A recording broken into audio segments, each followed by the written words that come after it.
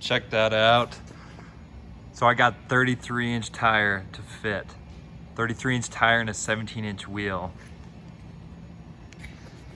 All I had to do was cut the trim right there a little bit and it fit right in. It clears the frame and everything. You can see right there, it's kind of close right there, but I can actually hammer this out or cut this out if I need to. The frame is down there though, and it clears it by quite a bit, especially because I'm gonna run a coilover through here up to like this area, and it's gonna have a tighter spring on it than the stock leaf spring. So it's actually gonna lift this whole rear end up, maybe another inch or two. So I'll have plenty of clearance for this tire. This is like, it's 33, it's a 285 by 70.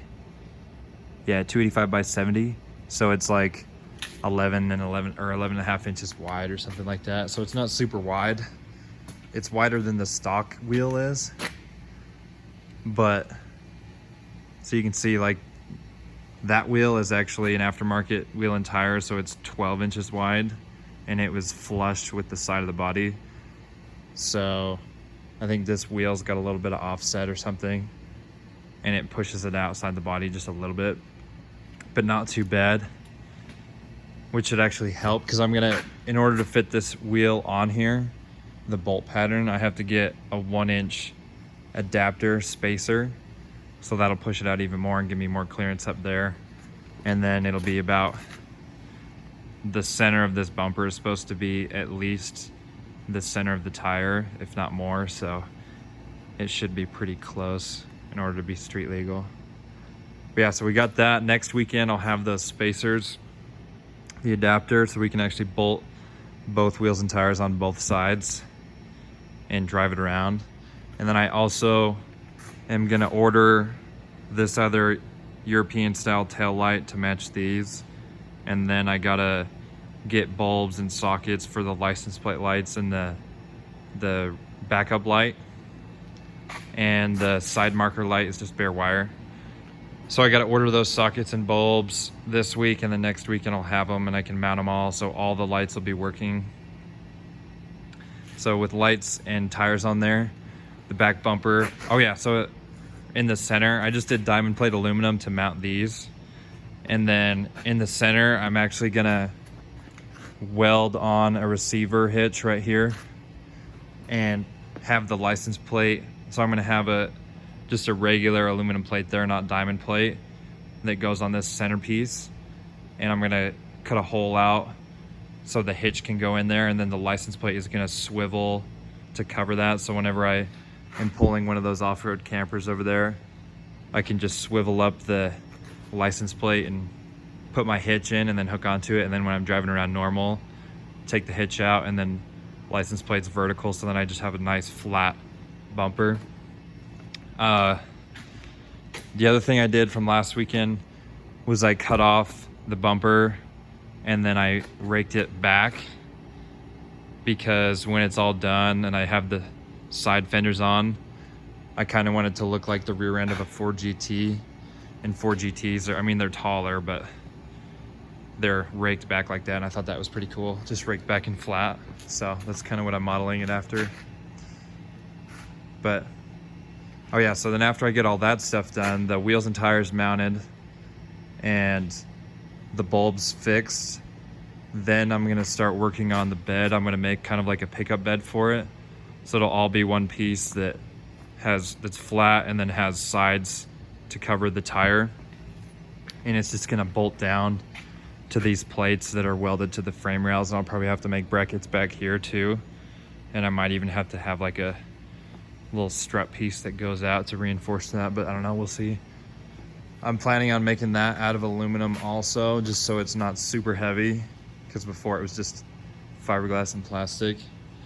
And then I'm gonna have some steel brackets that come through the bed that are welded to the frame rails that I can just put a pin through and put a bench seat from like the back seat of a Wrangler, an older Wrangler or something like that, like a narrow bench seat that can go right up there in the front. So it should be like this wide-ish, and then it'll be a little bit taller, so your feet are kind of gonna be behind the driver in the passenger seat. And then I'm also gonna have a hole in the bed because, like I said, I'm gonna run coilovers. I'm gonna make a new upper control arm that's wider so I can run a coilover with a tighter spring on it, and it's gonna mount. Because I'm gonna have a roll cage around it, so I'll probably have a crossbar right behind the bench seat for people's heads, and then off of that I'll extend this coilover up to like right here, so I could have like a 4-foot long coilover shock. Soak up the bumps and stuff. Should be pretty good. But yeah, that's the update for now. So after I do all of that stuff, except for the coilover, so like once I get the fender and the bed and the lights and the wheels and tires, then I can go and get it street legal. So it's gonna be kind of funny because before I start tearing apart the front, I want to get it street legal. So it's gonna be rolling on 33s and like 26, just like this, down Main Street to get it licensed. And then I'll bring it back here and start tearing off the front, and I'll have to make new brackets for like the battery and all that stuff. And then I'll put the same size wheel and tire on the front, so it'll be matching. But that's the wheel, that's not even the stock wheel. This is bigger than the stock wheel and bigger than the stock tire, and this is already way more massive than that. So it's got, I mean, a decent amount of ground clearance. Like this is more than the Volkswagen Buggy. It doesn't really look big on video, but I mean, and that's without even a big wheel in the front. Like right there is already at least, it's probably dang near a foot. And then the back has got a ton of ground clearance. Like even where the rear cradle sits, that's definitely probably like 13, 14 inches in the center. So, and it's gonna be even more when I get the coilover on it, because then the control arms are gonna be at more of an angle. Right now they're just flat, so it's gonna be at more of an angle, and the center of the car will sit a little bit higher. So this thing's definitely gonna mob off-road, at least enough for what I wanna do. But yeah, that's the update so far. Next weekend, as long as I can track down all the parts and get them sent here, we'll be riding around on 33s, and it's gonna be dope. All right, I'll give you another update next weekend. All right, update. I actually changed my mind about what I'm gonna do with the wheels and tires.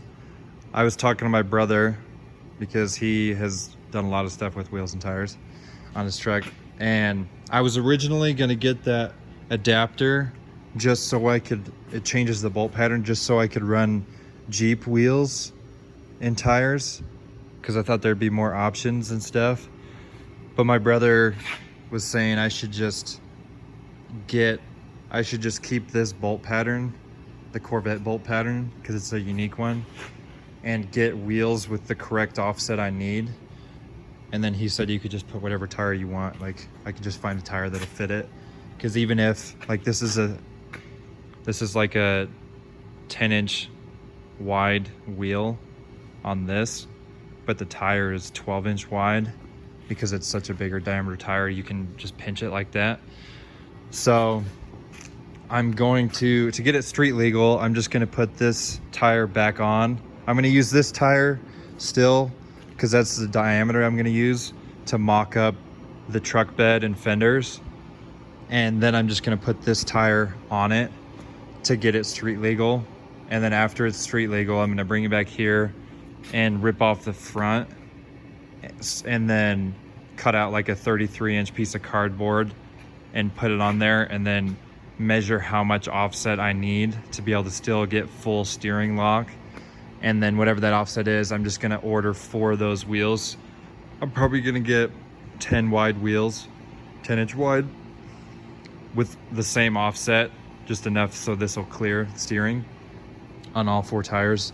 And then I'll put the 33-inch tires on that. Worst case scenario, I can get like a metric tire that's like anywhere between 30 and 33 if I'm not able to steer without a huge amount of offset.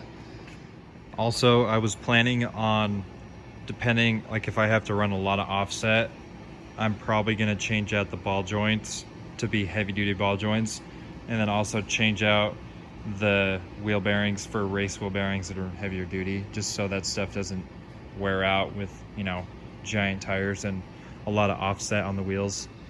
Other than that, it'd probably be okay. I might change this tie rod to be like a beefier tie rod so it doesn't snap and bend right when I hit a rock or something, but I don't know. We'll get to that point eventually. When it breaks, I'll change it out. That's what we'll do. So yeah, unfortunately I won't be driving around on this tire next weekend like I planned, because I'm not going to get that adapter, but we can drive around on this tire. So yeah, hopefully I'll either this next weekend or the weekend after that, I'll have it all finished up so I can do the safety inspection. All right, we'll see you next weekend.